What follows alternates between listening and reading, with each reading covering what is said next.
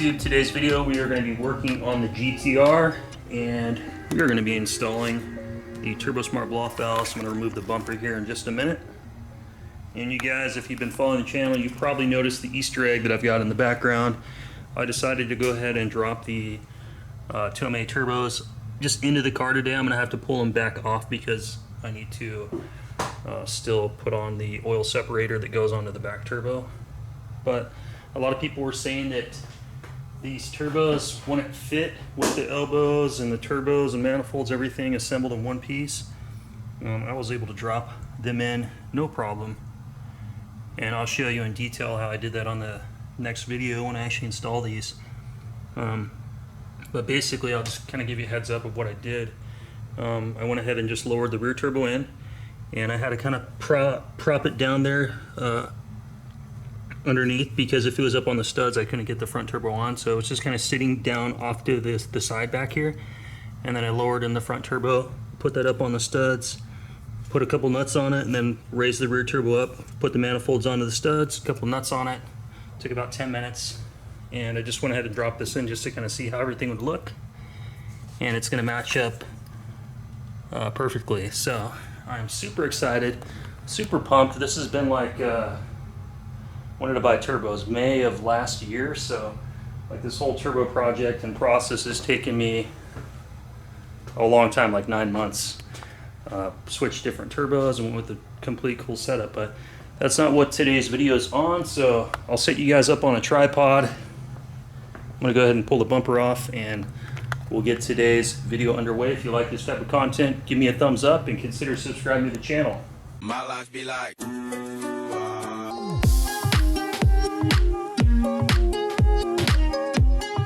So the blow-off valves are located on the driver's side, just right underneath the headlight here. You can see there's 2 of them, so they're paired up. So we're gonna uninstall these and bolt in the new ones. You can tell these look pretty old. I replaced all the couplers last summer when I put in the HKS pipes. So all the couplers are at least new.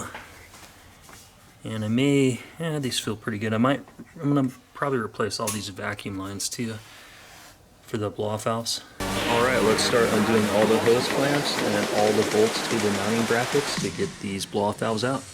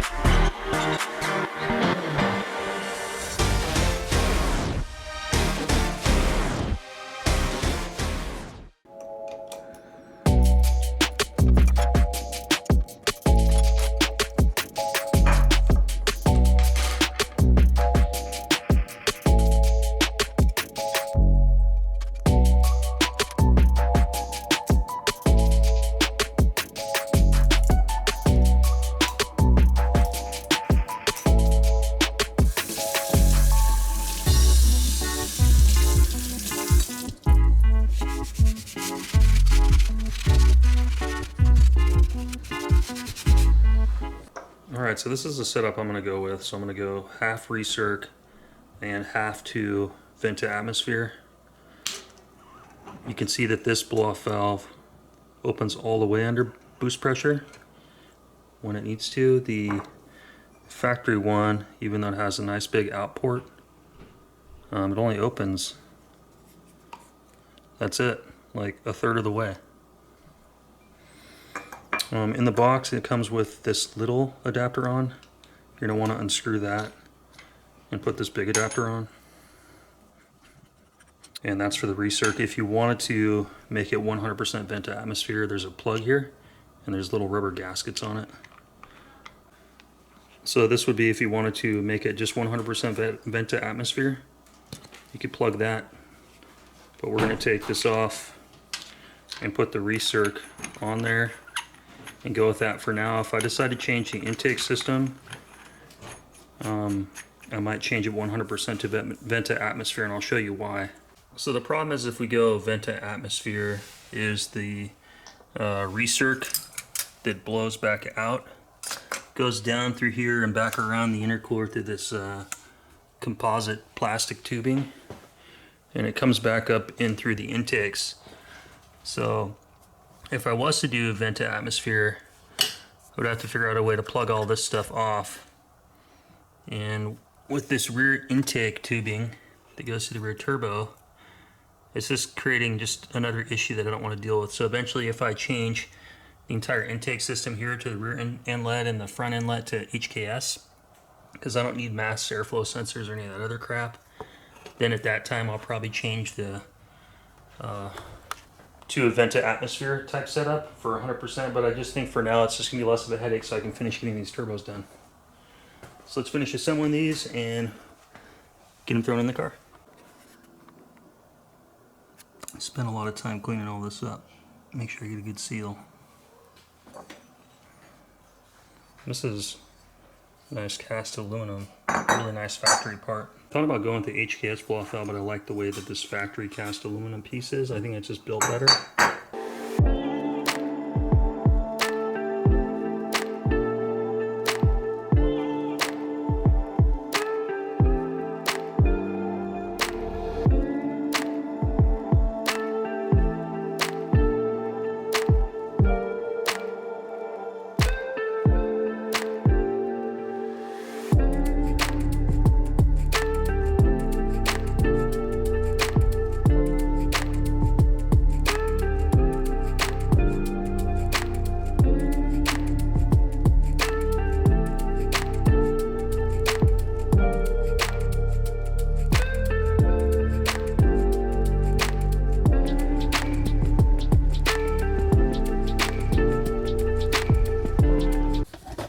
So this is kind of a little tight in here, so I went ahead and removed the intercooler elbow piece, and I've got everything kind of loosened up. I even had to disassemble the blow-off valve because, as you can see, the factory one sits on there a lot shorter. It's impossible to maneuver around that metal bracket.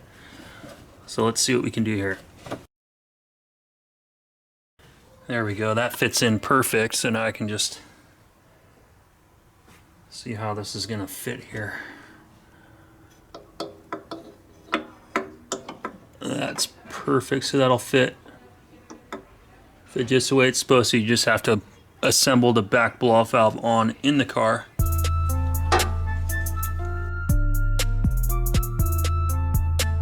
Right, when you put these back bolts on, I recommend putting this one on first, then the one behind it back over here, and then you can secure the one up front right here.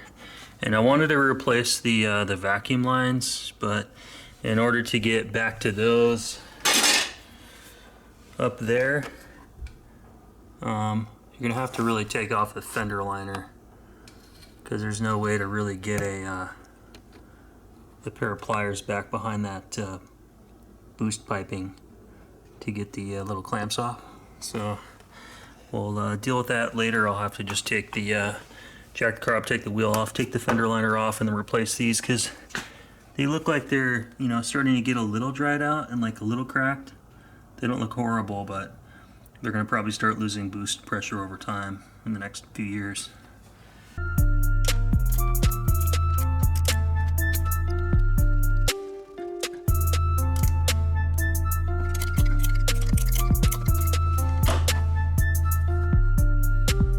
There it is there, it's all mounted. And we get the vacuum lines and everything hooked back up, intercooler piping in, and put the bumper on, and we're done. If you guys find this video helpful, give me a thumbs up. It really helps the channel, and I appreciate it.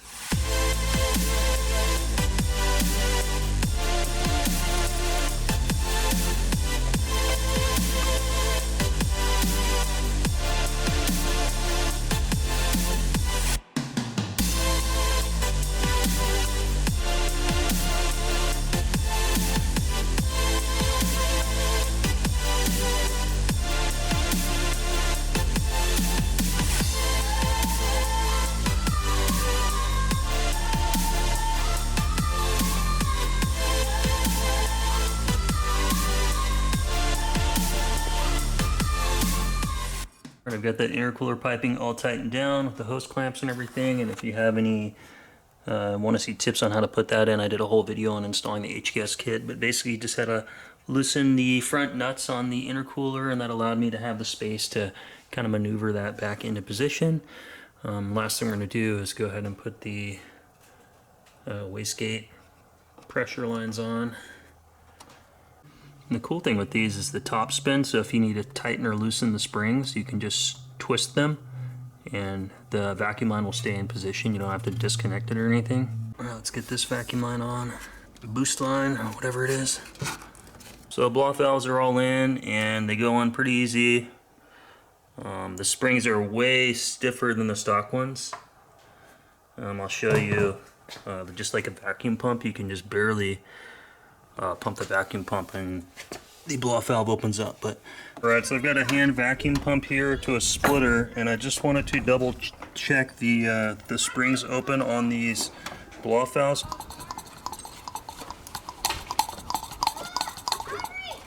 I like the fact that this uses all the stock stuff. This was a little tricky because you have to attach this inside blow-off valve has to be attached after it's mounted to the bracket, the bottom piece anyway, otherwise you can't fit it in there because it's a little tight, but fits pretty good. I'm going to replace all these vacuum lines. I'm going to go inside and order some new ones from TFA, TFA Speed or Terra Firma. And I'll take the fender liner off and get to those, but yeah, pretty excited about it. I'm going to go inside, and you can see on the intercooler, it's getting a little rubbed here from the bumper, the Gretty Gracer bumper.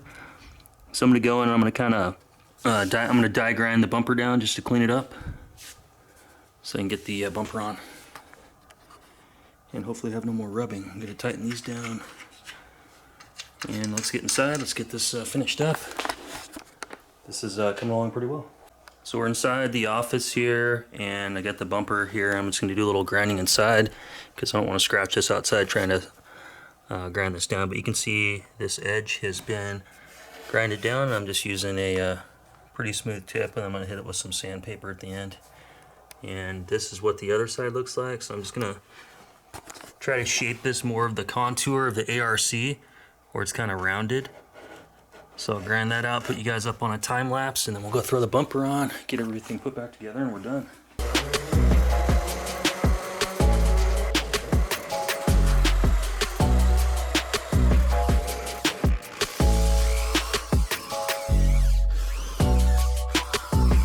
The tips I was using, so this was grinding away, and then this was cleaning up, just some sandpaper on a drill.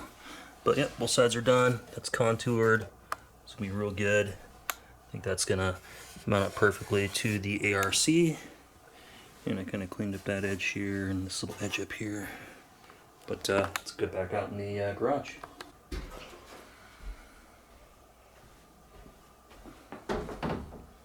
Got it, Dad? I vacuumed the office to get rid of all the evidence. Hopefully my wife doesn't find out I was in here sanding fiberglass, getting dust everywhere.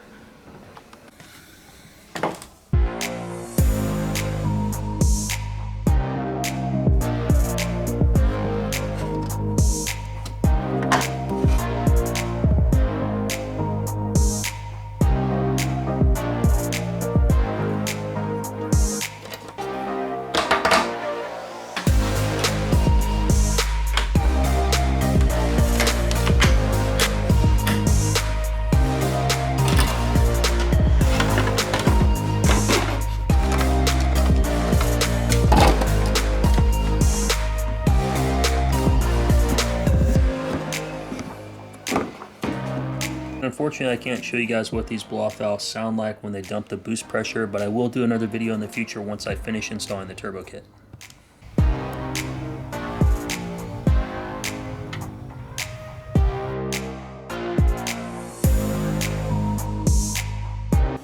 You can see the blow-off valves all tucked up under there, just like stock. It's gonna look good, it's gonna sound good. I'm super excited about it. But most importantly, no more boost leaks.